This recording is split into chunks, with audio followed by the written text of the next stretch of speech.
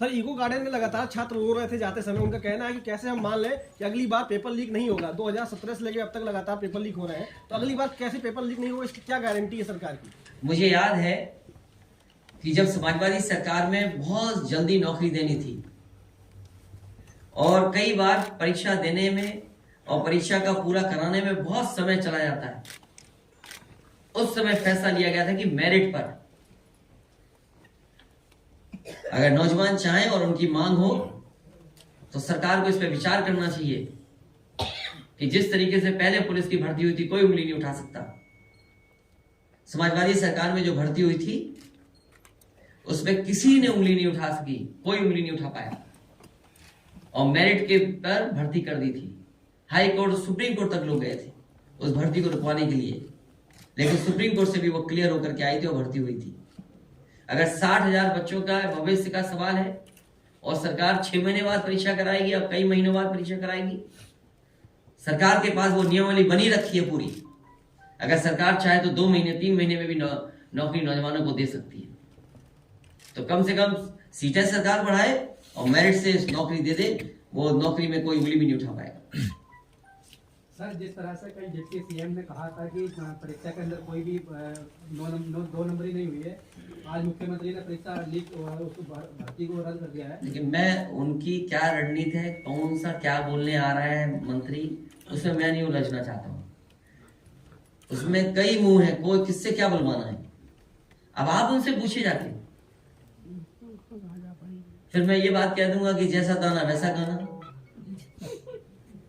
आज तो कोई व्यक्ति सामने नहीं आ रहा, कोई प्रेस कॉन्फ्रेंस नहीं कर रहा था। नहीं, एक जिनसे ये कहलवाया गया था कि समाजवादी लोग वैसे ही आरोप लगाते हैं, कम से कम उन्हें तो ढूंढो। एक बहुत प्रतिष्ठित चैनल था, उसमें इंटरव्यू दे रहे थे वो। अभ्यर्थी जो है वो ऑनलाइन परीक्षा की बात कर रहे हैं। ऑनलाइन परीक्षा, आपने ऑनलाइन वो नहीं देखा था दरोगा भर्ती, जो व्यक्ति जेल में था वो तक पास हो गया था। 60 लाख बच्चों ने आवेदन किया है, 400 रुपए फीस लिया गया है, बच्चे 4 हैं। इसीलिए ये परीक्षा का खेल बंद होना चाहिए। खेल के साथ जो कमाई है इसका खेल बंद होना चाहिए। ये तो वो फीस दिख रही है, लेकिन सरकार ने इंतजाम में भी तो जाने कितना खर्च किया होगा, सर उसमें भी तो खेल है। 400 रुपए फीस लगा है सर, 400 रुपए फीस। सवाल वो नहीं है, जब पहला पेपर लीक हुआ था उस समय क्या कार्रवाई की? जो पहला पेपर लीक हुआ है भारतीय जनता पार्टी की सरकार में, जो पहली परीक्षाएं हुई वो लीक हुई, जब आपने जांच किसको दी, आपने कार्रवाई क्या की? क्या लीक होने पर पेपर एक ही एजेंसी को जांच क्यों जाती है? अब इस एजेंसी की कौन जांच करेगा? तो क्या वो एजेंसी जो जांच कर दी उसमें कुछ सामने नहीं है, उसके पीछे मतलब क्या?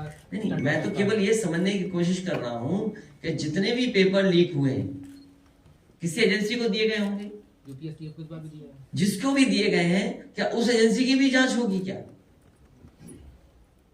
तो किससे जांच कराई जाए? आपके सरकार बैठा तो जांच कर देंगे आपकी भी। इसमें क्या दिक्कत है? SIT गठित की गई इसमें। नहीं, मेरा सवाल ये है कि पेपर लीक हुआ, जब पहली बार लीक हुआ आपने कार्रवाई क्या की? अगर आप पहले ही कार्रवाई कर देते तो शायद इन परिस्थितियों का सामना हमें नहीं करना पड़ता। और फिर जितने भी पेपर लीक हुए हैं वो आखिरकार किस एजेंसी पे जा रही है जांच के लिए? ये तो फिर सरकार से आपको पूछना चाहिए। हम तो सरकार में नहीं है ना। सर आप बता रहे हैं नकल माफियाओं पे कुछ कहेंगे आपके कि नकल माफियाओं के कारण ये लगातार जो पेपर लीक की जो समस्या सामने आ रही देखिए, है? सबसे बड़ी बात है कि परीक्षा जो पेपर लीक हुआ है 60 लाख के लगभग कोई मामूली नंबर नहीं है। इतनी तो देशों की आबादी भी नहीं होती है। सोचिए, उनके भविष्य के साथ खिलवाड़, आप उनके भविष्य के साथ क्यों खिलवाड़ कर रहे हैं? और ये सोचिए समझिए रणनीति है भारतीय जनता पार्टी की कि लोगों को निराश करो, लोगों को दुखी करो।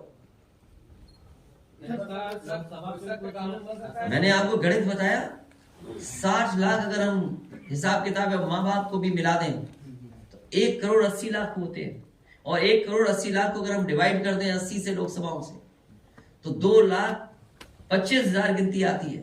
तो भारतीय जनता पार्टी का हर लोकसभा में इतना वोट इनके खिलाफ पड़ने जा रहा है, तो भारतीय जनता पार्टी का क्या होगा सोचिए। इसलिए ये एग्जामिनेशन कैंसिल कोई ब्रेकिंग न्यूज नहीं है, बीजेपी के लिए शॉकिंग न्यूज है।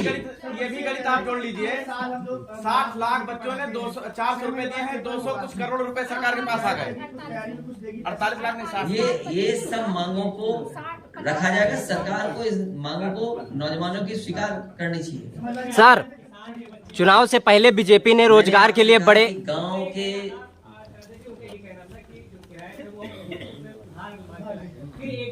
ये सच्चाई है कि किराए से लेकर के और किस तरीके से परीक्षा के लिए आते हैं, वो जो तस्वीरें देखी स्टेशन की, वो बच्चों को सोते देखा तस्वीरों में, किस तरीके से प्लेटफॉर्म में बैठे थे, किस तरीके से सीढ़ियों पर बैठे थे, बिना खाए पिए क्या इंतजाम करके आए होंगे। सोचो कितना परेशान किया आपने, किससे उधार लेकर के आए होंगे। ये गरीब बच्चे हैं, गांव के बच्चे हैं। इसीलिए मैंने कहा कि जब अग्निवीर व्यवस्था लागू हुई है उससे पहले भारतीय जनता पार्टी ने डेटा का एनालिसिस की कि आखिरकार फौज में कहां के बच्चे भर्ती होते हैं। फौज में सभी बच्चे गांव के भर्ती होते हैं। वो मान गए कि इनके भर्ती होने से उनकी आर्थिक स्थिति बेहतर होती है, उनके घर परिवार में खुशहाली आती है। इसीलिए उन्होंने जानबूझ करके पक्की नौकरी खत्म की, अग्निवीर टेम्परेरी नौकरी लेकर के आए, क्योंकि उनका टारगेट है कि गांव के बच्चे ना आगे बढ़ जाएं, उनका परिवार ना पड़ जाए, आगे बढ़ जाए। और यही पुलिस के साथ इन्होंने किया। क्या जरूरत थी बड़ा रिकॉर्ड बनाने की? आप हर साल भर्ती क्यों नहीं कर रहे हैं? आप हर 6 महीने में क्यों भर्ती नहीं कर रहे हैं? आप कैलेंडर निकालिए, भर्ती करिए 6 महीने में। सर, सरकार ने चुनाव सरकार अपना सकती है, क्योंकि सरकार पे इंफ्रास्ट्रक्चर है, सरकार पे बजट है, सरकार पे पैसा है। सर, सरकार ने चुनाव से पहले रोजगार के लिए बड़े पैमाने पर वादा किया था, लेकिन 60 लाख लोगों ने फॉर्म भरा है। उसमें देखा गया कि बीटेक और इंजीनियरिंग के हुए लोग ने भरा, जिसमें भारतीय जनता पार्टी का ही वो पदाधिकारी था या सदस्य था जो इस तरह से पैसा वसूल रहा था, जो पकड़ा गया था। उस पत्रकार पे एफआईआर नहीं हुई। वो इसलिए हो गई क्योंकि सरकार अपना छिपाना चाहती। जो सरकार प्रेस के लोगों पे दबाव बनाई वो लुटाने सरकार है। इसीलिए मैंने कहा कि सरकार दे रही है दाना, फिर गाओ उसका गाना। सर, इसमें एक चीज और है, और नहीं गाओगे गाना तो जाओगे साहू जैसे जेल में। सर, छात्रों ने बताया है कि पेपर लीक तो हुआ, मगर सेंटरों पे भी धांधली हो रही थी, उसकी भी सेटिंग थी, तो कई पैमाने पर पेपर लीक करने की कोशिश। तो ये बीजेपी करवा रही है सब चीजें। तो इसके लिए प्रदर्शन कब होगा सर? चुनाव में होगा असली प्रदर्शन, वोट डाल करके। कल वाले प्रदर्शन में ये मुद्दा होगा। हम लोग टिकट बांट रहे हैं, वो टिकट काटने की तैयारी में। तुम्हें इतना ही समझ नहीं आता है। हम लोग उनके साथ हैं, बच्चों के साथ।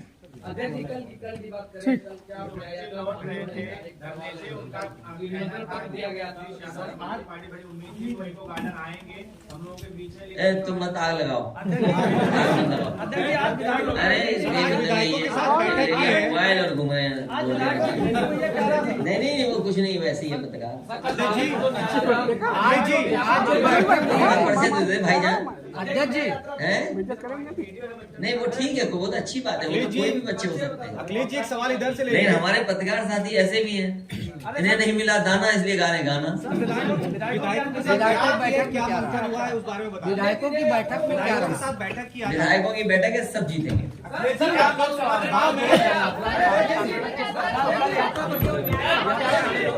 मैं कल न्याय यात्रा में शामिल होगा, वो पीडीए यात्रा होगी। सर, अखिलेश जी, क्या 2024 में मैं हालांकि जो मांग थी उस बच्चे की जो आत्महत्या किया है ब्रजेश पाल कन्नौज का, उसको सरकार से मांग करता हूं कि अगर इस तरह की आत्महत्या कर रहे हैं बच्चे, सरकार मदद करे, 1 करोड़ रुपए की मदद करे सरकार। नहीं, विधायकों की बैठक हुई है, सब संकल्प लेके गए, जिताएंगे। 2024 में मीडिया में आपको भरोसा नहीं रह गया क्या?